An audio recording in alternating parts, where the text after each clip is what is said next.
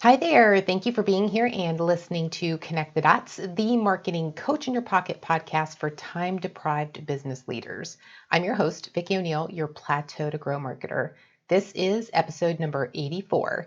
If you want to learn about marketing, sales, and customer journey related topics each week, don't forget to hit subscribe. And this week with a guest isn't any different. Megan Heuer, founder of Heuer B2B, and previously the head of research at Sirius Decisions, joins me for a discussion where she shares her 5 pro tips for how marketing can contribute to customer retention in this fast-paced conversation where she delivers a ton of value and will leave you with so many insights that I can't even pick just one to share with you. So you have to listen to the whole thing and you tell me what your favorite part is. I'm so excited for you to hear this conversation and to hear from Megan. So let's go ahead and jump into the conversation. Hey there. Thank you so much for joining us on Connect the Dots. I'm Vicki O'Neill, your host. Today I have a guest, Megan Heuer. She is the founder of Heuer B2B and was the former analyst and head of research at Sirius Decision. Megan, thank you so much for joining me today. Welcome. Thank you so much, Vicki. I'm thrilled to be here. Yeah, I'm really excited about this conversation. We've had pre-calls, actually just different discussions in the past. And I was always excited with our conversations just based on what you do, what you've got going on, because you bring a whole different perspective to my audience. And then also just with marketing in general. So I'm really excited about diving into our conversation today. Excellent. Me too. Awesome. Well, before we get started on the questions, if you could just let our audience members know who you are and what you do. Sure, I'd be happy to. I am a recent founder of Heuer B2B, which is an independent consultancy really designed to, sort of my tagline is I help companies win more of the business they want and keep more of the business they've won. But I really put a lot of emphasis on the second half of that, the keeping more of the business they've won and growing it besides, because in these times, I think what's really, really important for B2B companies to think about is, am I bringing value to the people who already know me, trust me, and pay me, right? And really focusing on making that work. So I'm working with different customers on how to help them kind of understand where they are in the market and then what it is they need to do to really stand out and be successful with those customers. So it's been fun. And as you said, I'm the former head of research at Sirius Decisions and spent more than a decade helping B2B companies of all shapes and sizes and industries try to do their best sales and marketing and product alignment and really have a revenue engine that fired on all cylinders all the time across those 3 components of B2B sales, marketing, and product. It was a really fun ride. Awesome. And I think you're taking some of that too and incorporating it into Heuer B2B, your business now too, right? Yeah, for sure. You can't spend, more than a decade. Actually, I've been in B2B longer than I care to admit. We won't go there. Anyone who's good at math would figure that out far too quickly. Really what I found is all that experience of working with different companies really helps me be able to walk in and help others kind of avoid the things that they just don't need to do and get right to the things they do need to do because, I know literally in quantitative terms from the great research we used to do what works and what doesn't. So every company is different and everybody has their unique things they want to try and test as well. But it's always nice to at least come in with a few lessons learned that you can apply and hopefully save people time and money. Yeah, exactly. And you've got a unique perspective too on what you do because you've got the marketing, you've got the sales, you've got the customer retention and all of the pieces in between. So why don't you tell us a little bit about that entire process and how how you connect the dots between them? Yeah, I think for a lot of marketing organizations for a very long time, their job has been get more leads in the top of the funnel. And I think probably if I ask most people what their goals were based on, it's that, right? It's a volume of leads in the top of the funnel. And I understand that businesses really want marketing to help them find and win more customers. Great. And sellers often know that that's something that they can and should expect from marketing and that marketing's really, really good at. The trouble is, I think when marketing doesn't start to get involved with other aspects of, we'll call it the customer lifetime value equation, right? Saying not only is it about winning that customer, but it's about keeping that customer and growing that customer and hopefully selling more to them over time, but also turning them into a raving fan so that they tell other people because customers trust what others say when they're making buying decisions and sort of closing that circle. and making sure that you, as a marketer, not only understand how to find a lead, convert a lead efficiently through that pipeline and keep your cost of sale down, but also help to create an incredible experience for that customer and use marketing's extensive toolkit to do it, right? Especially the digital toolkit that we're all so reliant on these days. That I think if you really help marketers understand how to, as you say, connect those dots across that customer life cycle, not only do you get more value from your marketing organization as an executive team, but you also, those marketers end up learning great skills and doing things that others aren't. So it puts you at a competitive advantage if you help your marketers sort of connect the dots and complete the circle there.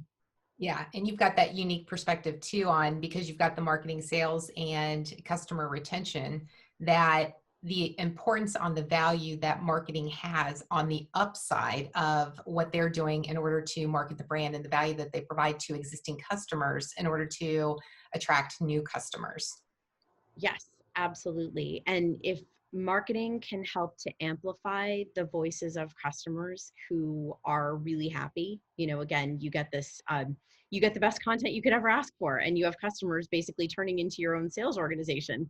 And really, that's all any of us can hope for, is to have customers who are so happy about working with us that they want to tell others about what we do and encourage them to work with us. It's a more satisfying way of doing business for sure, but it's also a very cost-effective one.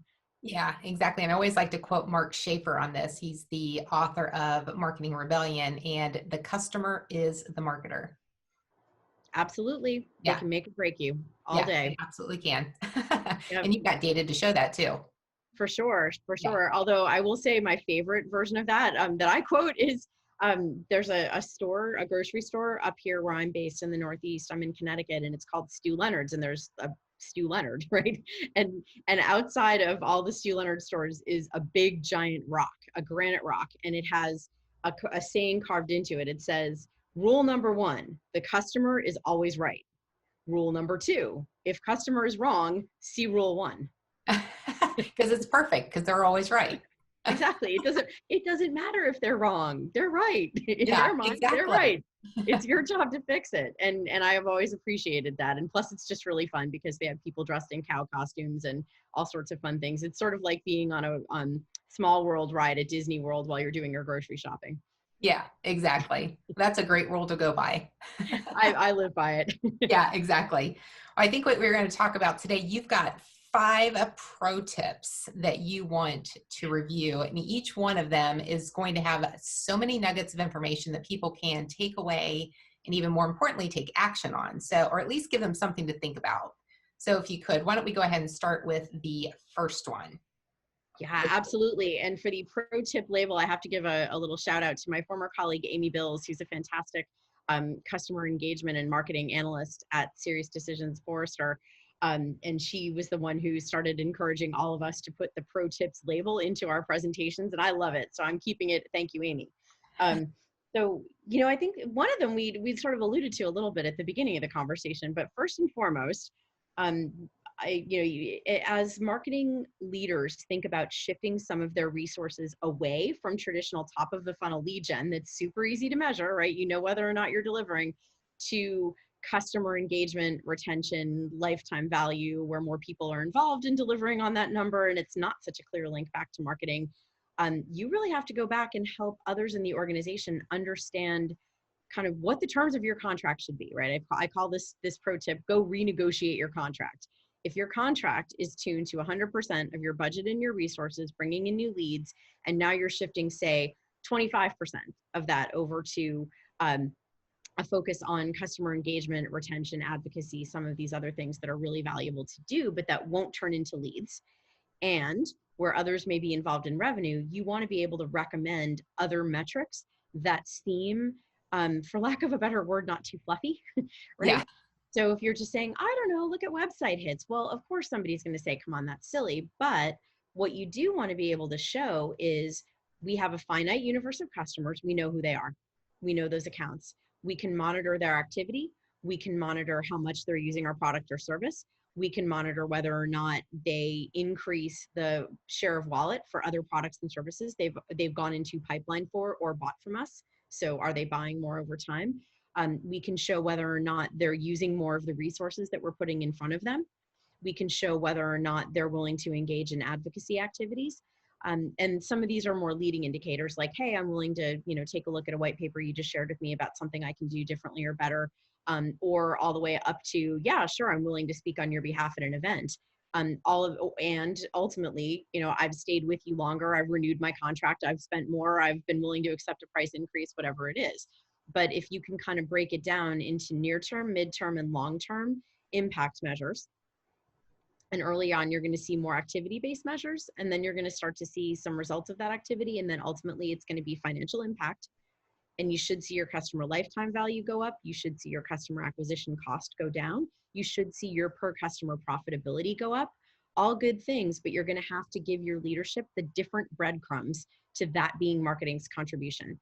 So go renegotiate your contract before you shift the resources to make sure that everyone's on the same page to say, yes, we agree marketing should do this. We understand that the way good will look is different than in a world where you're all top of the funnel. And we are comfortable with this list of metrics that you're going to start showing us being meaningful and credible so that you can ultimately show your contribution to the outcomes we've agreed you need to get to. If you get pushback on that, maybe look at shifting fewer resources or continuing to help people understand why that top of the funnel metric isn't the only one marketing should be contributing to. Yeah, and I think there's a lot of value in doing that too, not just for the purposes of helping with customer retention, but it also, like you mentioned, those little breadcrumbs that'll get them to that point is helping them understand the value that marketing plays in actually generating revenue for the company, which is still kind of a big gap or a big misnomer that marketing doesn't have any value in the sales process when ultimately they're responsible for a portion of it. Yeah, it's huge value. And especially now when, you see from, organizations like Forrester and others that are reporting continuously on the fact that if we've learned nothing else over the last few months, it's that the acceleration to an almost completely digital, not just buyer, but buyer and customer experience is taking place. Like it's happened. There's Yeah. no choice. Yeah. So that means marketing's toolkit is the prevalent toolkit in that experience. That in the way that you're going to look at measuring that has to be different to give marketing full credit for the work you need them to do. And also you need to give them permission to do that work and not have them think, oh gosh, if I do this thing over here to help, existing customers, I'm going to get dinged when it comes to doing my, monthly dashboard. It's going to look like we're not contributing results because we're not doing our 100% top of the funnel. We put program dollars over here too. Mm-hmm. That shouldn't have to be a choice, right? Yeah. It's not right for most businesses and it doesn't make sense in the end. Yeah. Do you find a lot of pushback from executives on making that switch from a more traditional thought on how to track marketing's effectiveness versus like the new way of saying, here's how marketing is contributing to revenue and customer retention? I do, but it's mostly because I think we as marketers, and this has been a good thing, right? Train them to think about marketing can be looked to source a portion of the sales pipeline and an ever increasing one, as we've seen those buyer's journeys get more and more digital over the years.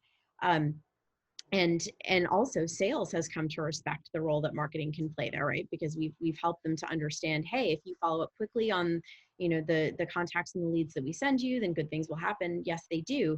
And we've told that story for long enough that that's what we've trained most executive teams to expect.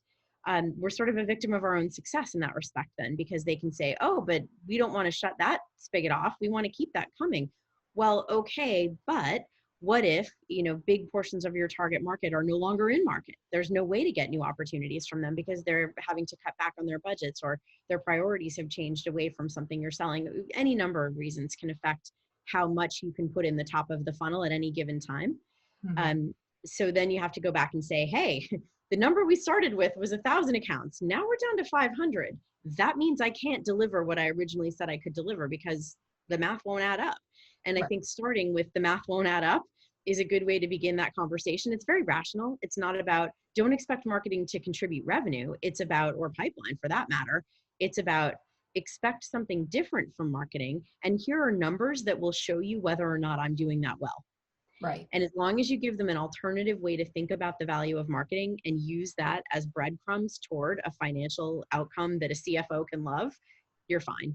Yeah. Oh, I love that. I think a lot of people are still challenged with that thinking of having marketing be responsible for revenue. So that was a great way of helping them overcome that initial challenge or just overcoming that change that's needed to actually get to that point. Yeah, and we as marketers, we know we do good work. You just want other people to know it and Yeah. have numbers that help you prove that and tell that great story, you know? Yeah, And actually, exactly. here's another one I'll say as a sideline. I've always had a great experience with CFOs who were willing to say, this is the way that I think about marketing's contribution. This is the way I think about how we're going to achieve our revenue numbers. Get them on your side, ask their advice, get their help. Don't be scared, make them your best friend. You Hmm. know, I think if more marketing leaders were best friends with the CFO as opposed to adversaries, they'd be in a much better spot because they'd have the benefit of that person's insight on how the other members of the executive team and how your board are really thinking, or your shareholders for that matter, are thinking about what's expected of marketing. So make them your pal. Yeah, have them be your influencer. Totally. They're there to help, most of them, you know? Yeah, exactly. So the second pro tip that you have is about onboarding and how marketing helps with the onboarding process with new customers. Yeah. I have yet to see any company that doesn't think they can do a better job at onboarding new customers for a product or a service or equipment, whatever it is you sell, right? However, you welcome that new customer to being a customer. Every company will always say, even if they have a great program, that they can do better.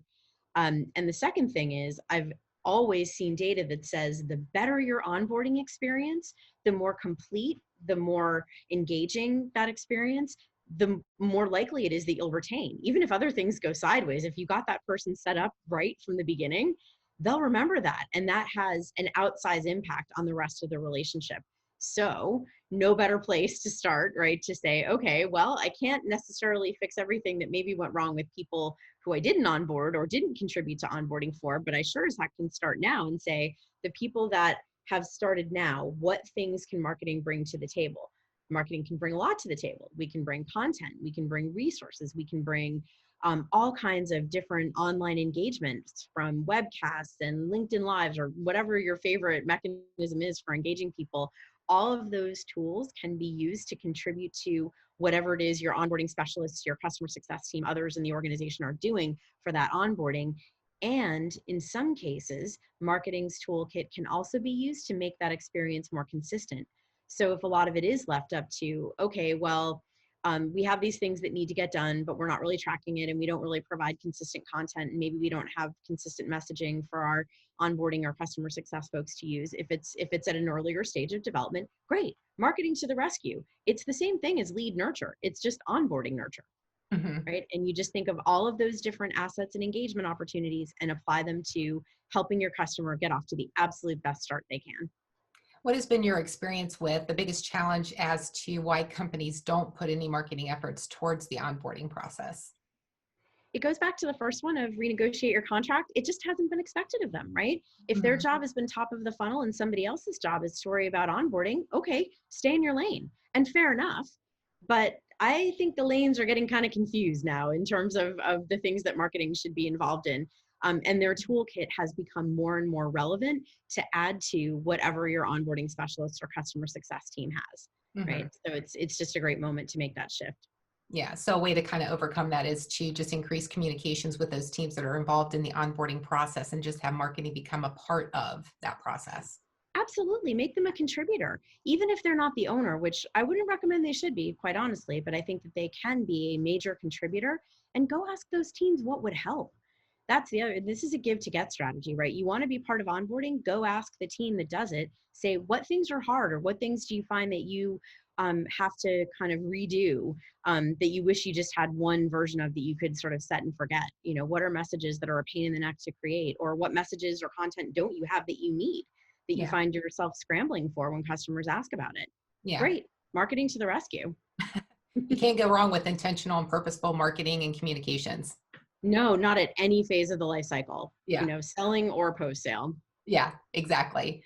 So let's go ahead and go on to the third pro tip, which is help customers set up from or help set up their success from the onstart. Yep. And I think definitely kind of the onboarding, I think can be a way to do that. But I think the other piece of that, sort of teaching them how to use what it is you sold to them, But then the second part of that is very often, what do we complain about as marketers when we can't get a good, when we feel like we don't have a great case study? What's missing from the case study? Numbers, right? Yeah. And part of the reason those numbers are missing from the case study is because we didn't explain to our customer, hey, here's how you should be evaluating the success of your investment. Here are some ways that other customers are looking at it, and here's some of the success they've seen and the ways that they've measured it. And here's an easy way to set up that measurement to determine whether or not you're getting the ROI that we promised you and that you expect, and that your manager that you convinced to give you the budget to do this expects from you. Set them up for success by first taking a before picture, always, right? Where are you before you put this thing in? And now show them, after they've done that, say, okay, and here's how we're going to help you track whether or not you're getting value. Now, the challenge is, of course, you are then accountable for delivering value. But that's a positive thing, right? That's mutual accountability. That customer put themselves out there to make the investment in your solution. Now you are giving them back the means to prove that ROI by showing them how to measure, by helping them negotiate the terms of their contract, right? Back to what marketing needs to do. And when you do that, they'll remember, right? But then also when you're a few months in, you can say, hey, how's progress? And there will be no question that you can answer that, right? You will know, hey, we set you up to measure, how's it looking, right? Or you may even be able to see from your own systems how they're doing. And if they're not tracking successfully, you can go in and fix it because you know what's going wrong, you can diagnose. But then the other thing is, when it's time to ask them for a case study, your numbers are already going to be there. You're going to have wonderful ROI to show in exactly the way that that person found it valuable to communicate to their business. And they're going to be willing to share that, most likely because they're going to be proud of the results you helped them achieve. Yeah. So that, creates a really nice virtuous cycle where everybody wins, and hopefully you get your renewal and maybe even some growth. That's very valuable too, because that's something that I don't hear a lot of companies talking about, and just actually creating, it's almost like setting up goals like you would for your marketing program or your sales or even your business. And then here are the things that we're going to do to achieve them, and having those metrics in place that you can benchmark against and hopefully exceed. When you do that, is there any advice or any coaching that goes along with that? Because a lot of times as a new product or solution that they're integrating with their systems, it sounds good. And even if the onboarding process goes well, there might need to still be some hand holding along the way to just kind of help them, guide them along that way to set them up for even more success for hitting those metrics. Is that something that's often offered? Or is that not something that's part of that process? I mean, it depends on the company and depends on the solution that you're talking about, but I would say it's probably not coached to as often as it could be.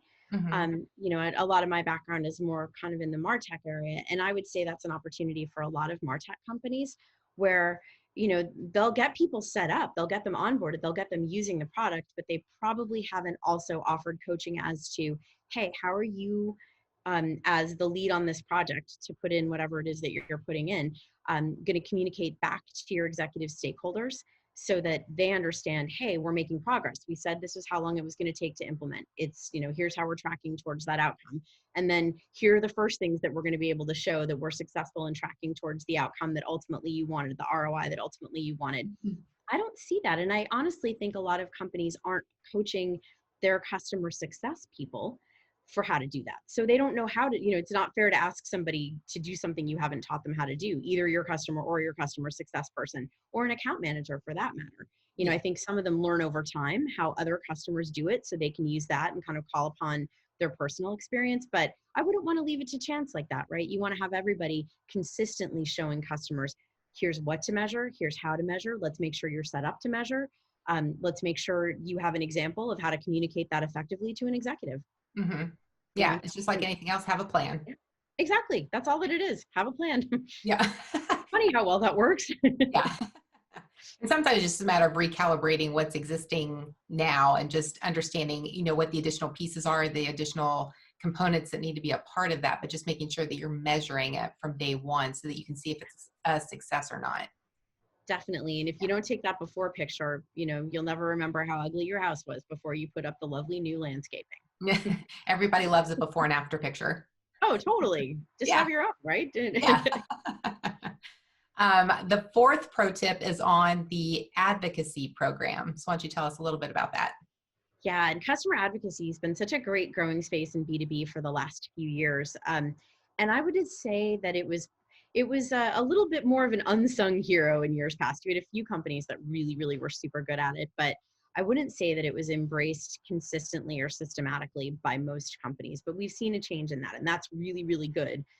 Because what do we know about who customers trust to give them advice on what to buy? Well, other customers, right? People who are already working with you. And we had some great data at Sirius Decisions that basically said somewhere on the order of 80% of the reason a customer would say, "This is why I bought," had to do with their own experience that they've had with you and what they heard about from other people's experience with you. 80% of the reason they bought. That's like, what else? Then how do I contribute to that? How do I fix that?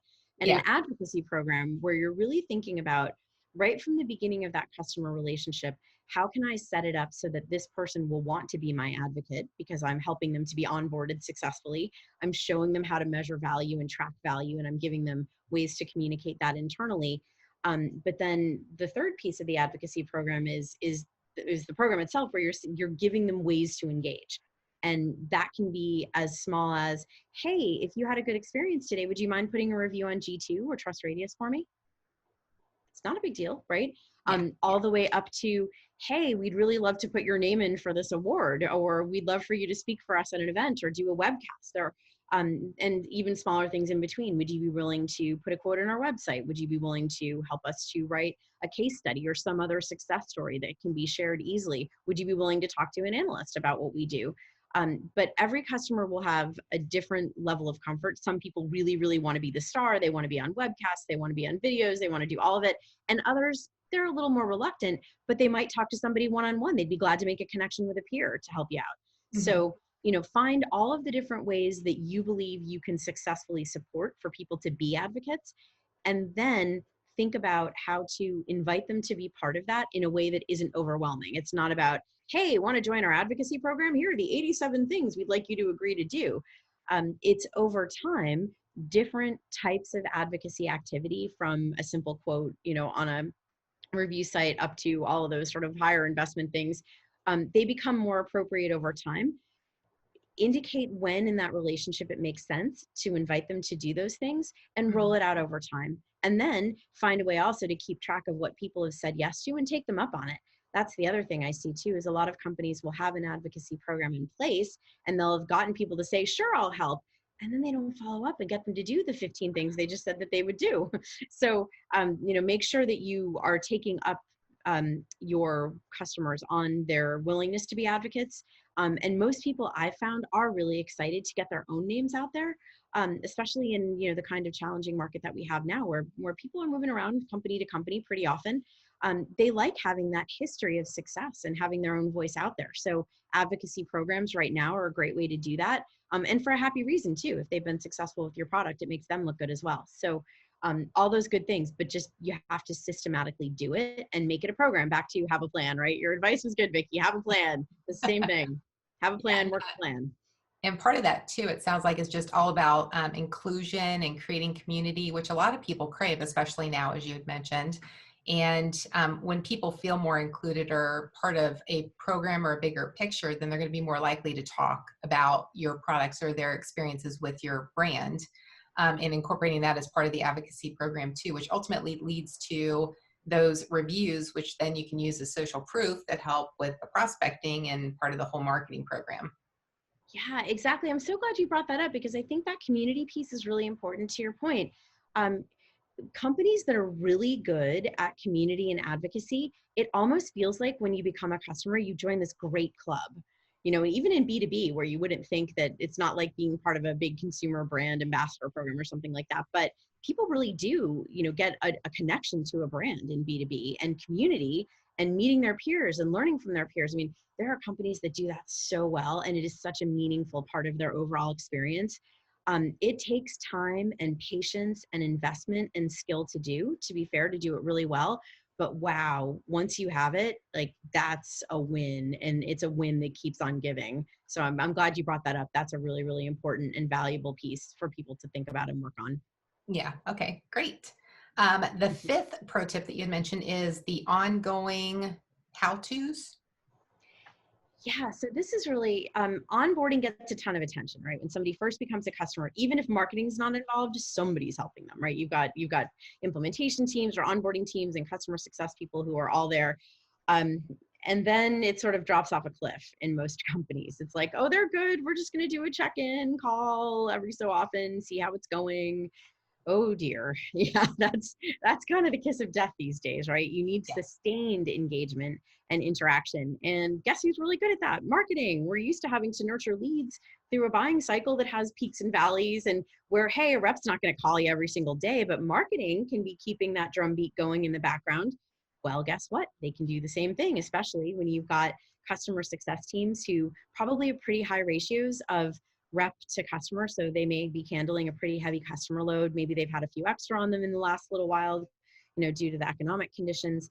Um, by all means, marketing can help to make the lives of customer success easier by taking some of the things that are helpful for customers to know, putting that into great content and ongoing messaging that can just be delivered in an automated way using triggers based on where they are in their relationship and how long they've been a customer, what things they are not doing that you'd like them to do. All of those things, but that's marketing's toolkit, and it can really make a difference. The trick is you've got to think about content and assets and engagement that goes past just that first part of the relationship. Okay, so now I'm 6 months into my relationship with you. What am I thinking about? What am I learning? What could I be doing? What new things have you added to the product that I could be taking advantage of? How should I be measuring, right? How should I be communicating to my stakeholders? Who else in the organization should I be getting involved? All of that marketing can write about. I've done a lot of interviews with sales folks lately, asking them about, what do you need? Like, what kind of content would be helpful? And this is what they're saying. Tell my customer how to do things with the product, not just get set up, but get to be an expert. How do I really get the most out of this? Marketing is really good at that, so just we can put ourselves to work building that kind of content and make a big difference in that customer's experience. Yeah, and it sounds like it could be an opportunity for marketing and the lead over customer success to actually have a better relationship and better alignment between those two, where typically they might be seen as completely separate, since marketing's before, customer service or customer success is after, but really getting those two involved is more full circle. Oh my gosh, exactly. Talk about connecting the dots, right? If you have marketing aligned with sales and marketing aligned with customer success, customer experience, perfect, right? Because that's saying you are getting the most value out of the skills and the investments on your marketing team, pre and post sale, to make sure that you're reaching not just your pipeline goal from marketing, but also your revenue goal, your cross sell and upsell goal, your retention goal, that lifetime value that you want to get, and your profitability goals, right? Closing that loop, connecting those dots, that's what does it. All three of those functions. Yeah, and you had mentioned it earlier too on point number 5 about marketing doing all of their due diligence up front, seeing the peaks and valleys and that whole cadence and the nurturing process from, attraction to sale. But then a lot of times after somebody buys, then it just drops off. And Absolutely. when you said that, I was like, you know what, why don't they mirror and whether it's, marketing working with customer success or customer experience, or just the customer experience team, mirroring what marketing's doing on the after side and just keeping that going, because they've already invested with them. So in order to keep them with you as a customer and get them buying from you more often, then have that same cadence in place to keep the communication and engagement open. Absolutely. And that's what you see, one of the kind of hot business models in B2B right now is product-led growth. So companies that are so good at delivering a great in-product customer experience that people just want to keep using the product and they want to tell friends about it, and they want more, more and more people in a company start to adopt just because of the quality of the experience. Well, that's kind of the idea, right? And not every product is appropriate maybe for a product-led growth model. It's not, maybe the kind of product that it is, it doesn't have that wide user base, but the idea of creating an experience where you get into whatever it is and they don't let you go, right? They just make it more and more valuable, more and more meaningful, easier and easier to understand how to get value. Thinking about it that way, sort of, I think that's a really good way to think about, it's customer-led growth, if you will, instead of just product-led growth, but Yeah, it that's a really great does work. point. Yeah, Yeah, customers are the lifeline of any business, so it's important to take care of them from the get-go. absolutely. And Yeah. then not stop, right? Not just say, oh, you're onboarded, good luck to you. No. You know? And that still happens too often, I think. I know, especially, yeah, all of us have had that experience. And I'm sure all of us would also say, gee, I wish it hadn't been that way. We can be Yeah. the ones to fix it, like marketing, go fix it, right? Be the Yeah. change you want to see. Exactly. Well, So, before I ask you the last question, out of these 5 phenomenal tips that you've shared so much information with us, I'm very grateful for you doing that, because this is something that I've been wanting to touch on for a long time. And when we had those conversations, you were the perfect person to talk about it. So thank you so much for doing that. And because there's so much here, what would be your advice on the first step that any business could take in moving in this direction? ooh, I love them all, but it's a To good get them question. started, like what would be the first thing? The rational side of me would want to say, go and get the terms of your contract renegotiated, right? Make sure that there's appetite for marketing to do this work. Mhm. But if you want to go rogue, you want to just say, you know what, I know this is the right thing to do, but I just don't think I'm going to get the buy-in from it. And you feel like taking a chance. Not everybody does, but if you do, I would actually go and talk to sellers about that ongoing piece, right? You could do it for onboarding, or you could do it for post onboarding, but say, what are a few things customers are always asking about that you really wish you could answer? And if you can do that, and that gets used by enough sellers or enough customer success people who are engaged in that customer relationship, that they become your advocates internally, you're going to start to get permission to make that investment in more and more of this work. Advocacy could be the same thing, right? If you become more systematic about advocacy, which will help you pre-sale as well if you don't have that permission yet, going a little bit rogue to doing a little bit more of that, could be sort of a low cost but high impact way to get attention and then get permission to go and do more of this, and to really shift thinking about what marketing can bring to the table, which is a lot, right? Yeah, yeah, It's good. exactly. Well, Yeah. thanks. That was 2 options too. Whether you're a high risk or you're a low risk, you got options. Yep. Okay, last question. What is one thing about you, or what you do, how you help your ideal customers, what they don't know about you, but you wish they did? Oh gosh, one thing that I wish they knew. They can always ask me for a recipe. A Seriously. recipe. Recipe. Like if you don't know what to have for dinner, all part of the service, I'm in. Like I will come up with ideas. Not sure what to serve at your next party, I'm in. I Yeah. love that stuff. I love baking and coming up with great menus and recipes and all that kind of stuff. And seeing as none of us is doing a whole lot of entertaining these days, I'm happy to help others if I can. But yes, always ask for a recipe. What's That's your probably signature the thing. recipe? Probably cookies. Okay, Chocolate you are chip my best cookies. friend now. I love cookies. Me too. Me Oh, they're too. the best. All right. Is there anything else that you want to add before we go ahead and close out? Just thank you so much. I really appreciate your thoughtful questions, and I really appreciate the great practical advice you bring to your customers. That's why I was so excited to be part of this. So thank you for inviting me. Oh, thank you so much. Where can people connect with you if they want to reach out and connect with you online? You know what? Easiest thing, LinkedIn. I'm not hard to find. So just look me up. Look up my profile on LinkedIn. Feel free to connect. I'm always happy to meet new folks. Okay, sounds good. And I'll include that link in the show notes for this Thank episode you. as well. Perfect. Okay, awesome. Well, thanks so much, Megan. I appreciate you being here with me today, and I look forward to further chats with you in the future. Thank you. Absolutely. Thank you. Such a great conversation, right? What was your favorite part? Let us know by leaving a comment in the show notes at vickyoneil.com/84. And don't forget to click subscribe before you leave.